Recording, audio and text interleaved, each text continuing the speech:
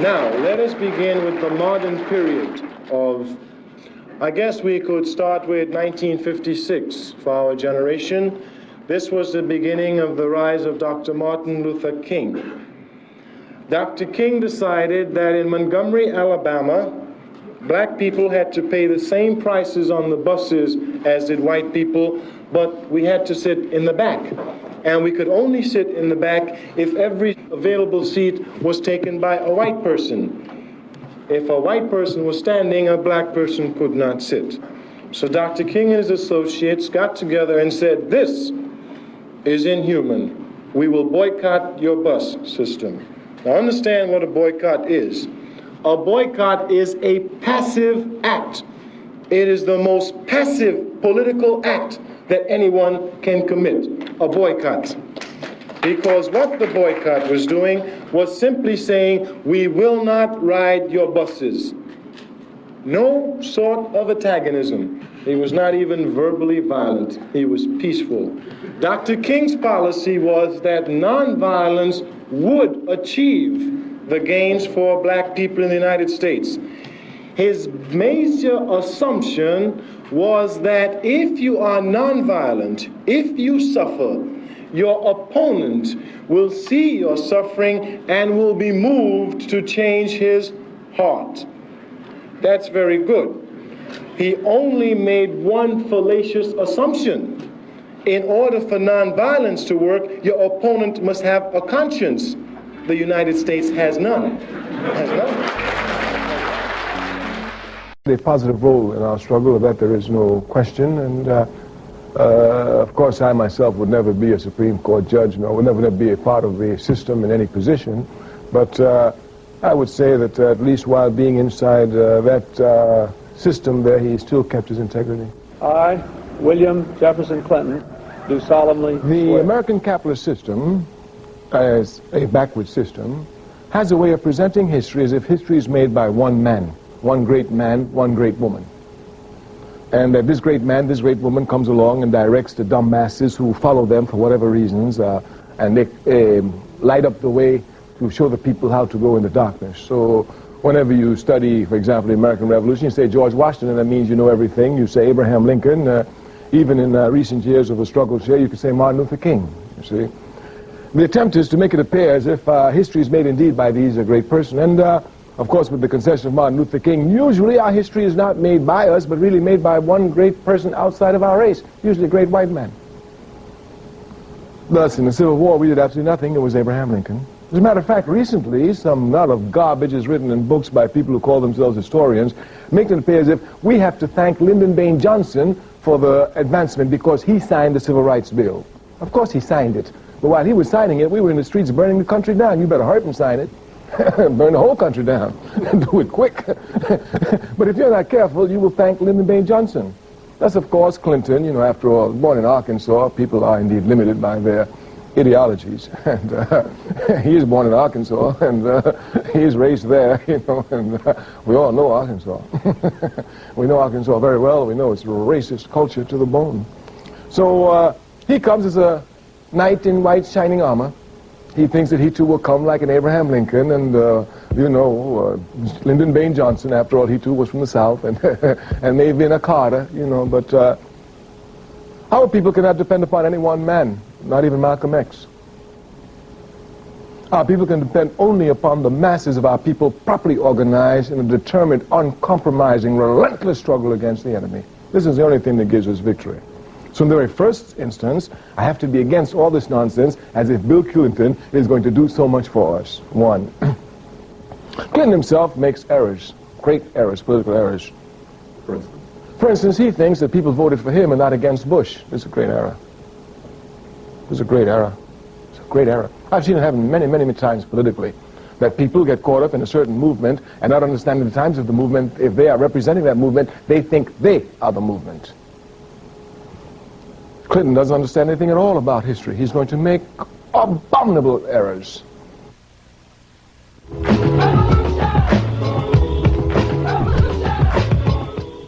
When Nixon ran again, talking about the vote of the Africans, the importance of the significance, rather, the significance of the African vote in this election, When Nixon ran against Kennedy, it was the Africans that put Kennedy into power.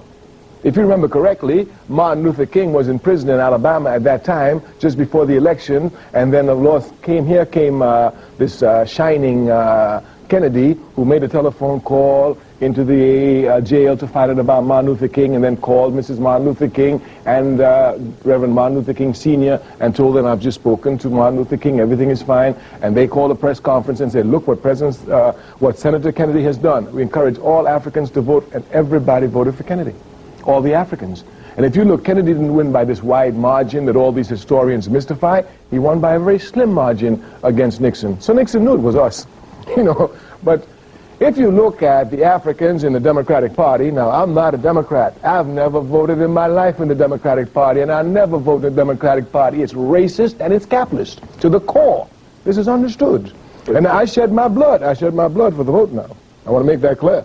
Some people get confused. The vote for me has never been the road to liberation. It's only the means of organizing my people.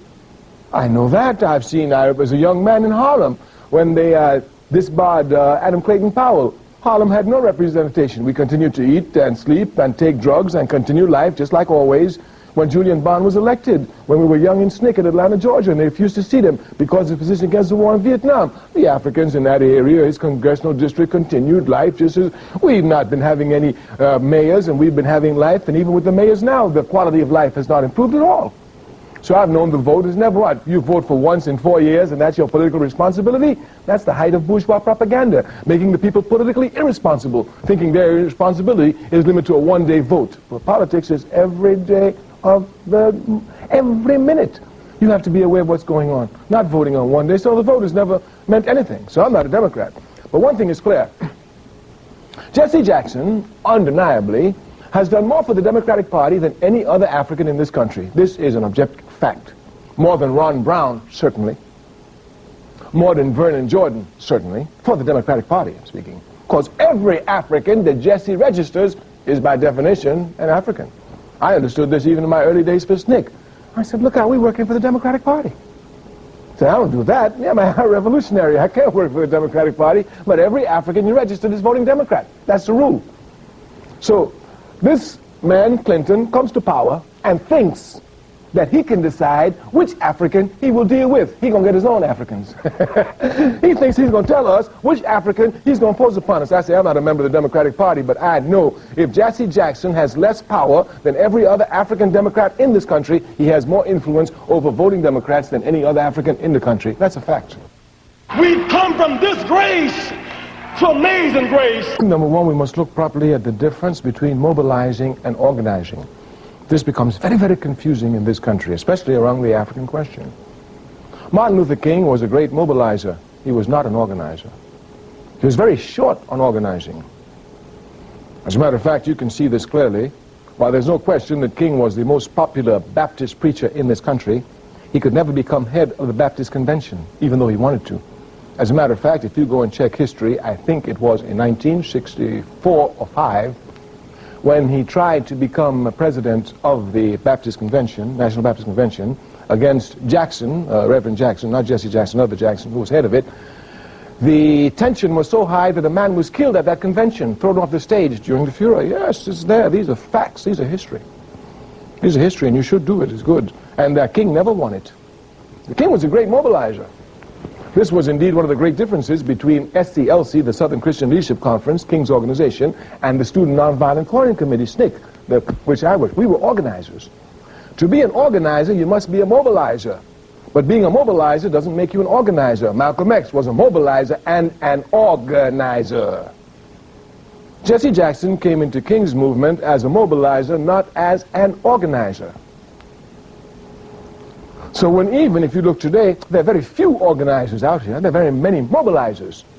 There's, people can come and have an issue and mobilize the people easily. That's understandable. We're the most oppressed sector in the country. So any little thing, you know, police shoot one of us today, all right, come make some noise. It's easy to do that. But to sustain the action, to really get an armed force to protect yourself against the police, you understand, that's a different situation completely. So when we judge Jesse, we must judge him within this mobilizing aspect, but also within the character of our community. Ours is not an organized community. It is, in fact, a mobilized community. Look at what happened in Los Angeles in 1992? Well, in 1965 we did the same thing, and there's no qualitative improvement. Just quantitative, it's bigger, more damage, we've got more hatred against the enemy, but no qualitative improvement, no more organized than we were in 1965. Thus, Jesse himself, to criticize Jesse for this, is not to properly understand the political atmosphere scientifically in our community. So Jesse is just writing on mobilization. And not only that, most of the people who criticize him, they themselves don't belong to any organization. They don't even mobilize. Histories are ideologies unless we break through them, like Fidel Castro, a member of the aristocracy, breaks through it, fights for the masses, divides up his father's farm, first farm to be divided among the masses. So unless you crash through it, you're obviously a prisoner of it. And Jesse Jackson is a prisoner of his history, of a member of the Southern Christian Leadership Conference, and of constantly trying to walk within the footsteps of Martin Luther King. And it's not an easy job. King himself would never have joined the Democratic Party. And publicly he's always said that. He said he always felt that somebody needed to be outside putting pressure on. Jesse thought that he could go in the inside and put pressure on in the inside, given the changing conditions since the time of King. After all, during the time of King, Africans couldn't vote in the South. If they voted, the terrorist groups would lynch them, burn their houses, etc. We know the history of America. So now the situation has changed. Africans are voting, so Jesse says, okay, the situation is not like it was with Dr. King. At Dr. King's time, he was right. But now, since they're inside, we have a pressure which we can go inside and put the pressure on. So now, whether you accept Jesse's thesis and strategy or not, at least you can see some political logics to it. Now, the role he plays in there, that's where the problem comes. He's in a new ball game, that is a political party. He's not in the streets making demonstrations, but he brings the same street character into the political arena, the Democratic Party. So now his problem is to how to use this character to try and benefit some gains for the people. So if these gains are just for the minute, some baseball people here getting some franchise or some individual advancement as a result of mass struggle, at least he understands this from his background. That is his earlier struggle. This is the way it was. So now perhaps he's hoping to open up the arena as it goes. My major criticism against Jesse Jackson is a political criticism. I'm a revolutionary, and in a revolution there's no sentiment at all. So when people are criticized, it must be their political actions. My major criticism against him is that his lack of organizing at least the Africans inside the Democratic Party. If at least he would organize those Africans inside the Democratic Party, put his energies to it, but he refuses because of the contradictions that he has inside of there. He has less power than any of the other Africans. He has less power in the Democratic Party than David Dinkins, because David Dinkins is a mayor. He has less power even than Andrew Young inside the Democratic Party. He has no power inside the Democratic Party. He has influence among the Africans who vote there, and this influence, because he speaks for their aspirations, is what he uses as a bargaining weapon. It's the same process of the 60s. That's all I'm saying. So he has not changed his strategy, and those who are attacking him, they have not changed their strategy. So what they're attacking is the person of Jesse. So they think Jesse is playing the role incorrectly. If they were in that role, they would not do it this way. They wouldn't do it that way. But I'm condemning the whole role. That's what I'm saying. I'm saying that he must stop mobilizing and start organizing, because power is the organized masses. That's the only way you get power, not from a television camera. Some of these reform leaders think that political power grows out of a television lens camera, and the more cameras they got, the more power they get, you know. But power comes from the organized masses. Fidel Castro was a great man, and everyone in the world recognizes that. We have said of Fidel Castro, and it's true, President Stokely Turé says that at any given moment, the best traditions of any people may be represented by all of them, a majority of them, a minority of them, or one of them. And if Fidel Castro is the only human being that represents humanity at its best, humanity will never be diminished one iota. Fidel Castro is a man of great stature and great comprehension. No, a little island like Cuba. He has himself leaped beyond this island of Cuba. He is known everywhere throughout the world, and he is respected everywhere throughout the world, except by capitalist pigs. Everywhere.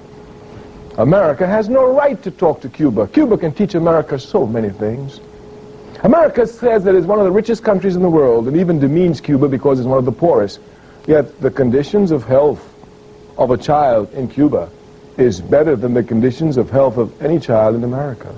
From the child that child is born until it dies, it will have a doctor in its community that will monitor every movement it makes, free of charge. Because Fidel Castro understands that the most important thing in a society is the quantity and quality of the people and their rising level of consciousness that they have, first of all, a responsibility to other Cubans before they have a responsibility to themselves. America is the exact opposite. Doctors to Africa than America and all of Western Europe together have sent.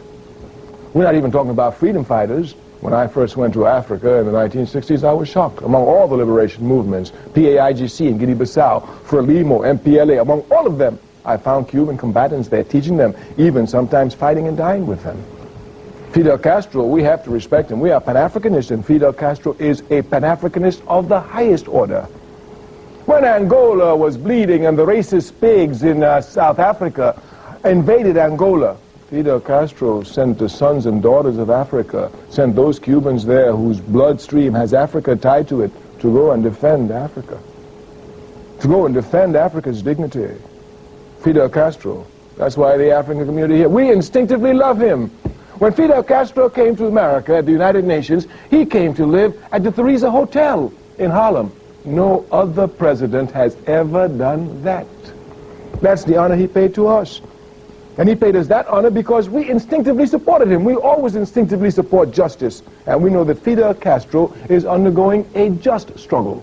A struggle for independence. A struggle to be not under the hegemony of American imperialism like all the other puppets in the Caribbean. When America says jump, they say how high.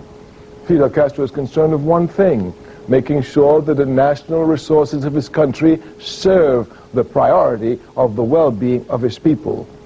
Go to these other countries. They sell whatever they have. As a matter of fact, their leaders are sorry slavery is over. Tourism is properly controlled by the Cuban Communist Party. Properly controlled. I mean, they're making experiments with it, but they themselves are in the position of controlling, and has within a limited aspect, because at this point it's only experiments. Of course, U.S. capitalism is hoping that through this will happen, but it's just a fight always, and you go into a ring, you fight, you're convinced you will win, the enemy is convinced they will win. We will see. But I think the attack here, the political attack, is what I want to speak of. Under this political attack, it appears that because the people in Cuba are poor and they have nothing to eat, that they'll be disgruntled. Vietnam defeated America. Defeated America.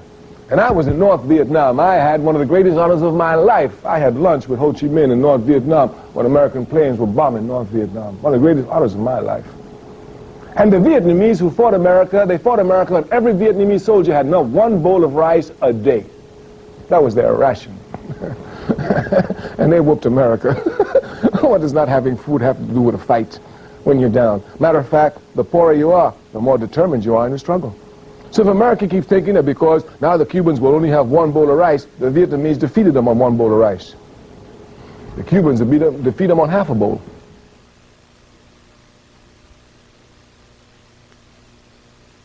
Haiti is a very, very, very, very important island in the Pan-African struggle. Haiti brings pride to Africans who know history. In 1803, Haiti was the most democratic country in the world. It was the only country in the world that did not allow slavery on its borders. The only country in the world in 1803. Once you properly understand this history, because you know these capitalist pigs have such a way of making it appear as if we've never done anything as Africans. We don't know democracy.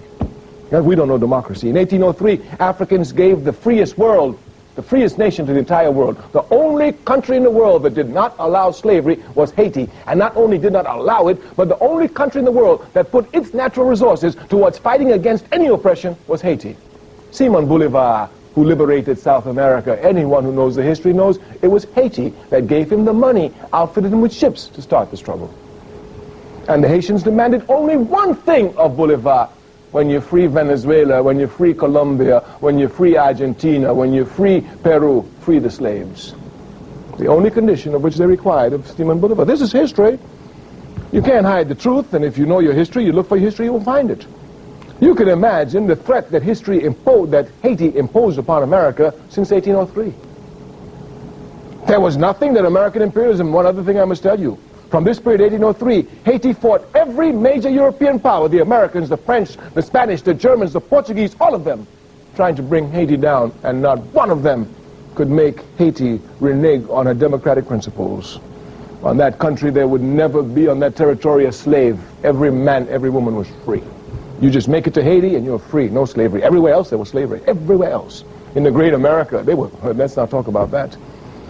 So anyway, you could imagine the threat that Haiti posed. American imperialism, all of its life, had only one objective: to bring those slaves back onto the plantation. There was only one objective: bring those slaves back to the plantation. And America, France, all of them could not bring Haiti back to the plantation. Even after slavery was made illegal throughout the Western Hemisphere and was even abandoned and emancipation proclamations were read everywhere, Haiti continued to be the guiding inspiration for Africans throughout the Western Hemisphere. It was not until 1915 that American imperialism could put the heels of the Marines on Haiti, install Papa Doc, a scum of our race, one who would bow down to the wishes of imperialism and rape his people without the slightest mercy. And since then, that's where Haiti has been, and that's where it is to this day. And it's certainly not Bill Clinton who's going to liberate it, just the masses of Africans. The organization that the Honorable Marcus Garvey foresaw for us in the Universal Negro Improvement Association will be a reality. If you look everywhere, you will see the conditions being stacked properly for Africans to begin organization. And if you look at our struggle, one thing about our struggle, one of its characteristics, while spontaneous, is that it spreads like wildfire. I mean, when you look at our struggle, it shocks you. You know, like a sit-in movement starts in, or even go back before that. A Montgomery bus boycott starts in 1954, right, in Alabama. Do you know within 6 months there's a nonviolent bus boycott in South Africa, Azania, led by Chief Lefuli of the African National Congress? And just to show you how fast it spreads, 3 sit-in students get arrested February 1st in Greensboro, North Carolina. By the end of February, 3,000 students will be arrested. When we start something, we are so oppressed that once the light is seen, everybody reacts. Look at the independence movement in Africa. In 1957, Kwame Nkrumah led the way with the independence of Ghana. They laughed. He was different from the others. By 1960, 2/3 of Africa would be independent. It would sweep the Caribbean.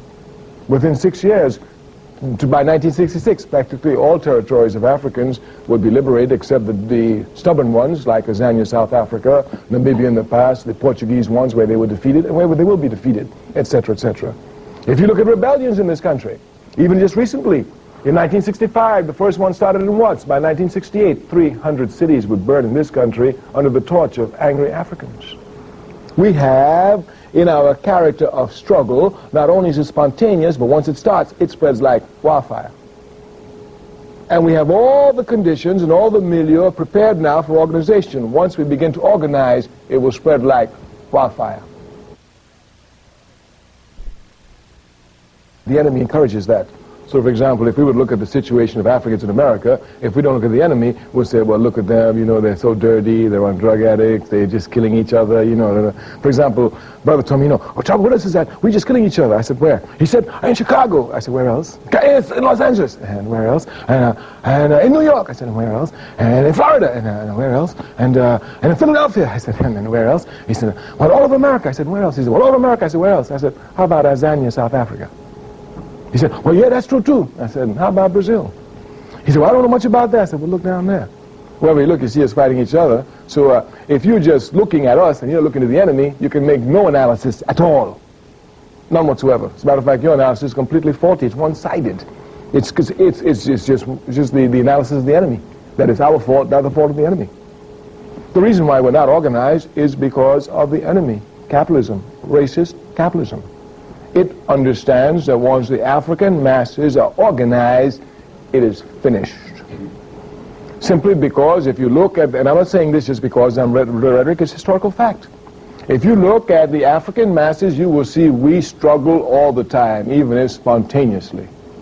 You understand? When you think we're finished, Jack, out of nowhere we'll come up. We've burnt this country from plantations to cities.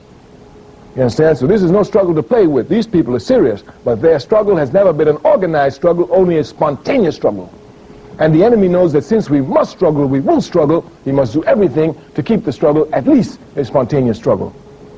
Do you know what will happen when we are organized and we rise up in Los Angeles as we did in April with organization?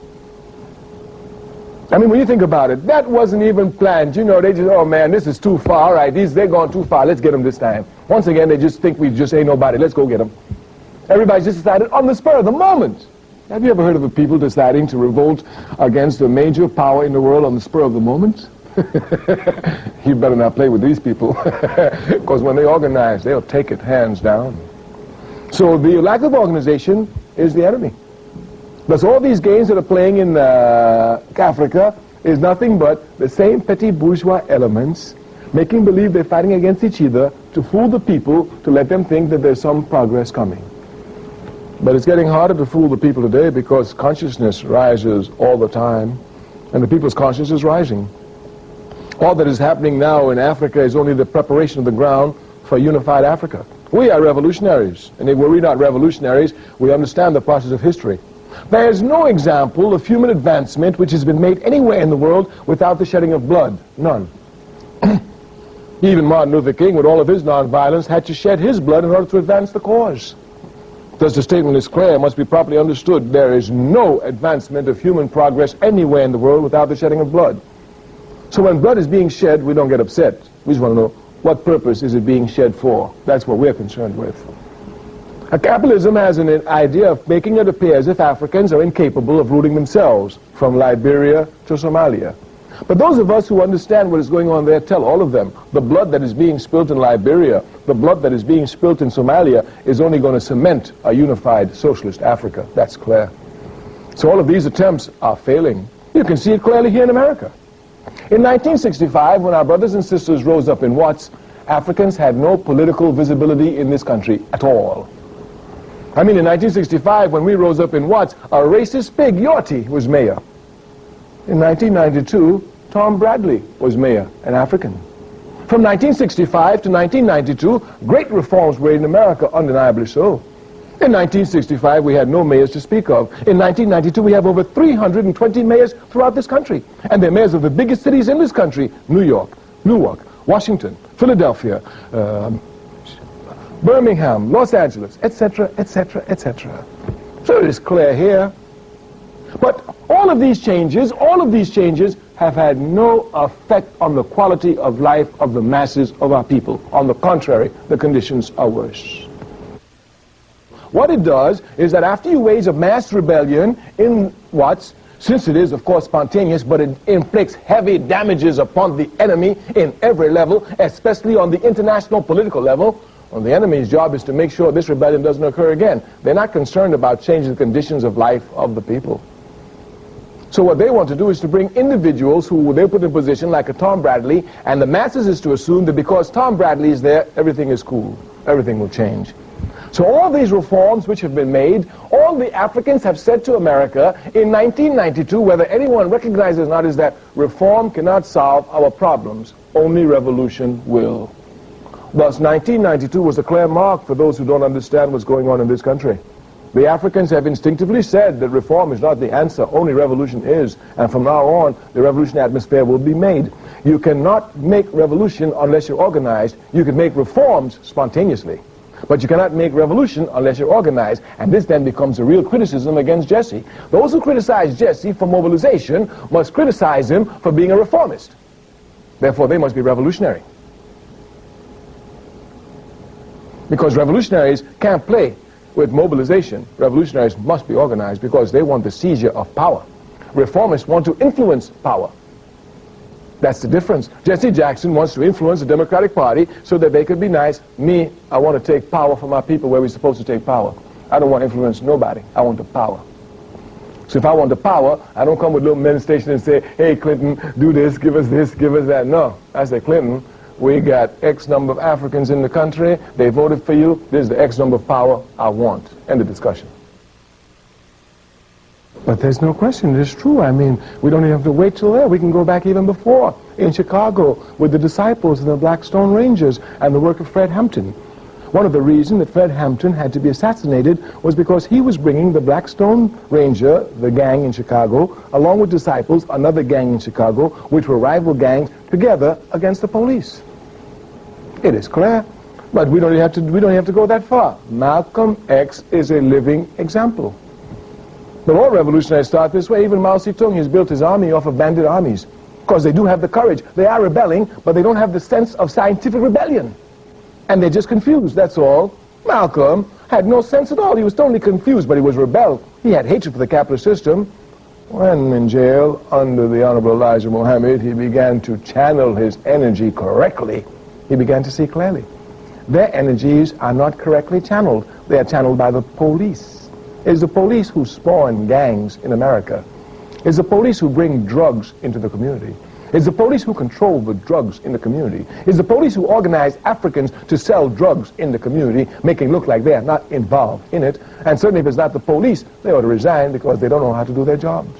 We've been having a lot of discussions with them. As a matter of fact, we did a video with the leadership of the Crips and the Bloods when they tried to come together 2 years ago, before the rebellion. And this constant work is being done. And that video is there. We had their representatives come together. Of course, we told them the only way they will find unity is coming together to protect our community against racist police. And we even told them then the very guns which the police give to you, and it's the police who get these guns, you understand? I used to be the honorary prime minister of the Black Panther Party. Before then, I worked in SNCC. And as a young man in SNCC, I was carrying a gun since about 1962. You understand? Supposed to be nonviolent? We were nonviolent publicly. We told them, made that quite clear to everybody. Quite clear to everybody. You get me on a lonely road, come here, we busting caps on each other, Jack. I'm not going out that way. That's Martin Luther King. I ain't Martin Luther King now. Yes, I'll be Martin Luther King when it's public. You and me down together. So everybody in SNCC was carrying guns. Sometime I was 1962, I've been collecting guns. When the Lowndes County Freedom Organization, the first Black Panther in this country, Black Panther Party in this country, had its election, we had to have guns. I was the one who was selected by SNCC to go to all the major cities to get young brothers and sisters with guns to come there. So I've been knowing what kinds of guns we can get in the African community. I mean, when I became Prime Minister, Honorary Prime Minister of the Black Panther Party, my job was to control precisely the two field marshals, the East Wing and the West Wing. They were the ones who had the guns. As a matter of fact, I've always understood instinctively, in any organization, you must be where the guns are, because that's where the power is. That's why Elridge Cleaver and Bobby Seale and Hillard could talk all that nonsense. They couldn't touch me, because I was sitting on the guns. I was sitting on the guns. So I knew the guns in the party. I knew how the guns, and I've been going through this community all my life. So I know the guns that I see in this community, I can never get. The police bring those guns in. Uzi submachine gun in the African community, how you get that? The kids don't even know how to get it. Oh, I bought it from someone. They don't even know how they got it. But I know these machine guns coming in here. These guns, they're not the way you get them illegally. These guns are being pumped in. It's a planned program. It's understood. The enemy, all this pumping drugs only shows me that we're winning. Because the enemy is pumping these drugs, creating these divisions because of the rising consciousness of the people. Because it's work for him. It's work. It's work. You got to stay up night, divide gangs, create gangs. I mean, it's work. I remember when Reagan, that's why I laughed at Los Angeles, not Reagan, Bush, you don't know who you're playing with. Bush said, when those betrayed the Soviet bloc, when they betrayed socialism and it collapsed, he said, we have an excess of CIA agents. We're going to send them into the ghettos of this country. And Los Angeles was targeted. He sent them in 9 months before the rebellion. I wonder where they are now. They have the excess force. This is organized. So these gangs must be organized against the police. Against the police. Because the police are the front runners of the organized gangs in the country. And this is a plan, organized. What they want to do is to make the entire African community feel insecure. Insecure among each other. When they saw the feeling of camaraderie and solidarity that was developing in the 60s, you understand, they said, we've got to stop this quick. We've got to bring insecurity inside here so that when they see each other, they won't say, hey, brother, say, he gonna kill me? That's all. But it ain't going nowhere, Jack. It's just gonna make us stronger for the second round on them. Because victory is ours no matter which way they come. The emergence of Malcolm X is because this came from the youth themselves. Those young kids in the conditions, looking for the truth of the situation, finding that they found Malcolm X. Martin Luther King was pushed on them, but they found Malcolm X. Once the enemy saw that they found Malcolm X, you understand, they thought they would now jump on Malcolm X and try and twist it, make it a fad, as in everything else. But the rising class of the people will not allow it. They'll make it a fad, but even while making it a fad, you hear every step of the way struggles against it. The resistance against it has never been like any other fad. Everywhere you go, people are opposing it. This is Malcolm, is this. Get Malcolm. Even when they see people on the streets, hey, brother, you wearing that X, you know who Malcolm is? You better know who Malcolm is. Yes. So the dialectical struggle inside our community, which is not picked up on the television camera, is what people are not seeing. Oh, you know, he wearing an X, he don't even know what it's for. You know, that's what they be saying. Me and you sitting in the train, we know Malcolm. A brother walk on the train with X. And I said, we don't know the brother. Yeah, man, you know what the trouble is? Everybody wearing this X. Don't nobody know who Malcolm is. Malcolm was a down brother, you understand, before he go. So all those who wearing the X must know that Malcolm, you understand? So it's going to push more and more. And since we're having the milieu for proper organization, once that organization probably sets in, all that they're playing with is going to go against them. They're playing with it. I want to make that clear. They are playing with it, but they will not be able to play with it because the resistance, the awareness is such today that they themselves buried it, and since they couldn't keep it from being buried, they think they would co-opt it, but they will not be able to do it because it came from the determination of the youth themselves struggling for the truth. Now, I will never say that progress is being made. If you stick a knife in my back 9 inches and pull it out 6 inches, there's no progress. If you pull it all the way out, that's not progress. The progress is healing the wound that the blow made. And they haven't even begun to pull the knife out, much less try and heal the wound. They won't even admit the knife is there. All I want them to do is to read Malcolm X himself. Not what people said about Malcolm X, just read Malcolm himself. And if they can't read, until they learn to read, listen to him. Because he's on records, he's on tapes. Just listen to Malcolm themselves. That's all they have to do. And the most important thing they must know about Malcolm X is that Malcolm X came from the depths and transformed himself to the heights. He came from the lowest depths to the highest heights. He was a criminal, he was a pimp. He was willing to sell African women, and he transformed himself to a man willing to give his life for a woman. So the main thing they must know from Malcolm X is that they have the same responsibility to transform themselves from one who thinks only about themselves and living on the community from one who comes to defend the community, to take nothing from the community and to want to only give everything they can to the community. That's the most important lesson. Skin may differ, but affection dwells in black and white the same. There's no question that King was killed by the FBI. There's no question. Of course, you must understand people get confused. I mean, J. Edgar Hoover has a job. It's a scientific job, just like any other job. His job is to maintain the status quo. He worked very hard at this job, J. Edgar Hoover. You must understand it. Now, people don't understand Hoover, you know, that's why they make mistakes, you know. Hoover worked very hard at this job. And by the 1950s, he had everything uptight. I mean, the Communist Party was running for cover in this country. The Socialist Party was running for cover. I mean, he had everything everywhere he wanted. And the group that he didn't think about the least, the slaves, they're the ones who jumped up.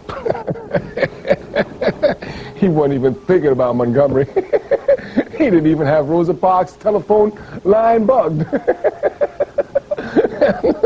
And she jumped up on him. And when she sat down, every African in this country stood up on their feet. And then he had one of the biggest problems he'd ever had in his entire life. A movement that would transform the status quo of America in an irreversible manner. That's what we did. So you can imagine J. Edgar Hoover. And J. Edgar Hoover was not stupid. He knew that King, you know, was the one who was doing this. He knew King with all his nonviolent rhetoric. He knew King with all of that. He knew King at heart was against injustice to the max. And he knew the capitalist system was unjust. So he knew King was his die-hard enemy. So Hoover is faced with a problem. King allows for other groups to spring up, like the Panthers, you know, and these other groups. But it's King who's making this possible. So Hoover is now faced with a problem. Since King's been rising since the 50s, now it's the 60s, and look at the country. I mean, you know, and all of it is because of these Africans. And all of it is because of King, and now the ones he brings. So Hoover has to make a decision, all right, we have to stop this. And of course, his thinking is that the leaders do it, so, you know, the communist infiltrators got the leaders, so let's wipe them out. So Hoover, just like anybody will sit down, all right, there are people like Huey Newton, there are people like Kwame Turé, people like Jamin El-Amil, you know, these we got to kill, definitely. No question about it. They have to be killed. Then there's King. But he knew one thing about King. King was an honest man, and that's what messed with Hoover. Because Hoover would have done everything possible to corrupt King. But King could not be corrupted materially. That's what messed with him. Because King was a preacher. Could you imagine a preacher in the South not liking Cadillacs? You know you had to kill King then. Now, I understand very clearly all the dialectics involved. People get confused in history. But the Student Nonviolent Coordinating Committee was the first of the human rights organizations in this country to make its position against the war in Vietnam. Martin Luther King was not the first. We were. At that time, I was the chairperson of SNCC. I understood instinctively that unless King made a position against the war in Vietnam, we would be isolated. So SNCC had two tasks. One was to rapidly spread this anti-Vietnam sentiment among the masses of our people rapidly and give it a political channel. And two, put moral, non-violent, unremitting pressure on King to take a position on Vietnam. As I have walked among the desperate, rejected, and angry young men, I have told them that Molotov cocktails and rifles would not solve their problems. I have tried to offer them my deepest compassion while maintaining my conviction that social change comes most meaningfully through nonviolent action. But they ask, and rightly so, what about Vietnam? They ask if our own nation wasn't using massive doses of violence to solve its problems, to bring about the changes it wanted. Their questions hit home, and I knew that I could never again raise my voice against the violence of the oppressed in the ghettos without having first spoken clearly to the greatest purveyor of violence in the world today, my own government. King was a creative genius, and King's great contribution to us was not nonviolence, but he taught us how to face the enemy without fear. The problem in the South was that we were afraid to face the enemy, and King taught us how to face the enemy without guns. Once you teach a people how to face an enemy who's full of guns without guns, it don't take nothing to pick up a gun. For a transcript of this program, send $4 to Journal Graphics, 1535 Grant Street, Denver, Colorado, 80203. To place a credit card order, call 1-800-TALK-SHOW.